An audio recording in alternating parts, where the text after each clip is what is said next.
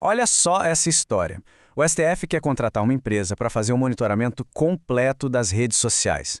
E aí fica a grande pergunta: isso é vigilância ou é puro desespero? É exatamente isso que a gente vai analisar agora, mergulhando nos documentos oficiais e tentando ler as entrelinhas do poder. Aliás, se esse tipo de análise mais a fundo te interessa, aproveita e já se inscreve no nosso canal. Bom, vamos lá.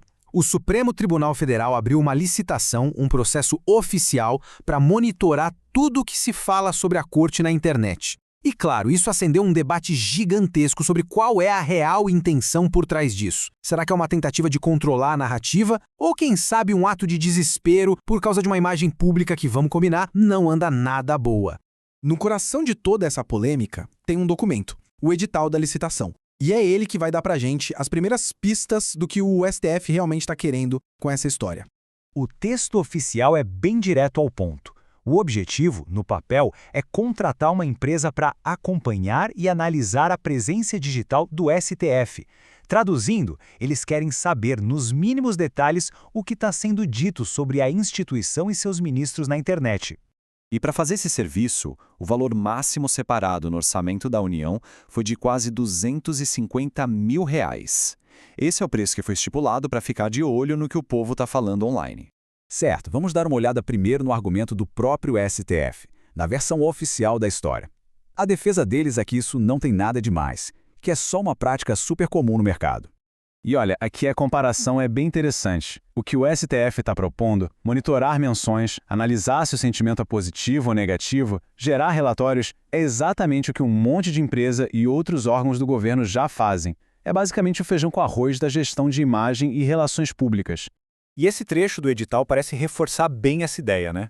A descrição é toda técnica, falando em coletar dados, acesso a painéis, gráficos, tudo só como uma operação de comunicação bem rotineira.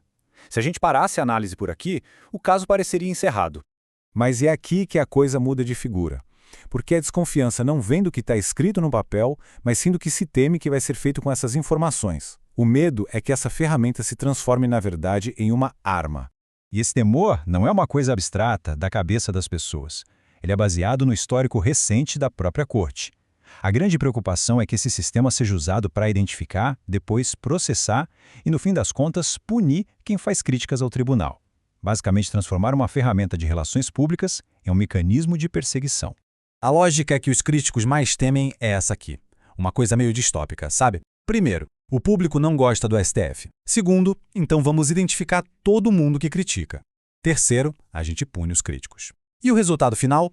Só quem gosta do STF vai se sentir seguro para falar. A preocupação é que, em vez de ouvir as críticas para melhorar, o objetivo seja simplesmente eliminar os críticos. E isso tudo nos leva à pergunta principal. Por que fazer isso justo agora? A resposta parece estar numa crise de imagem e de legitimidade bem profunda que a instituição está enfrentando. Os números aqui são bem claros. Uma pesquisa recente mostra que a maioria dos brasileiros, 53%, não confia no STF. Só 41% dizem que confiam. Olha, isso é um dado alarmante para qualquer instituição, ainda mais para a guardiã da Constituição. Então, motivo para a Corte se preocupar com certeza existe. E aqui a gente chega no ponto nevrálgico da questão. Ministro do Supremo não é eleito, o cargo é vitalício. Então, por que essa preocupação toda com popularidade? O que eles realmente têm medo de perder? A resposta é que o jogo em Brasília é muito maior do que só a popularidade. O que está em risco aqui não é o cargo, mas um tipo de poder bem diferente e que talvez seja até mais importante no dia a dia da capital. A gente está falando do chamado poder de convencimento. É a influência, o prestígio, a capacidade de articular as coisas nos bastidores. É aquele poder que faz políticos e outras figuras importantes quererem ouvir o que o ministro tem a dizer. É um tipo de capital político que não vem junto com a toga. Ele precisa ser construído. E já existem vários sinais de que esse poder está diminuindo. Antigos aliados políticos agora mantêm distância, ninguém quer ter a imagem associada a ministros que estão no centro de polêmicas. Por exemplo, um ministro como Gilmar Mendes faz uma maratona de entrevistas e não se vê uma onda de apoio público de outros políticos. O suporte, quando acontece, é silencioso, de boca fechada. Essa análise aqui resume o problema de forma perfeita. Apoio silencioso no jogo político, isso é um sinal de alerta máximo. Significa que seus aliados até te apoiam, mas desde que ninguém saiba. É um sinal de que a sua imagem se tornou tóxica, um risco político. E para quem vive do poder, isso é devastador. Então, a conclusão a que muitos analistas chegam é a seguinte: esse contrato de monitoramento não é sobre vaidade, ele é um sintoma de desespero. É uma tentativa de entender e talvez controlar uma força que eles sentem que está escapando, a relevância e a influência política. Algo que o poder da caneta por si só não consegue garantir.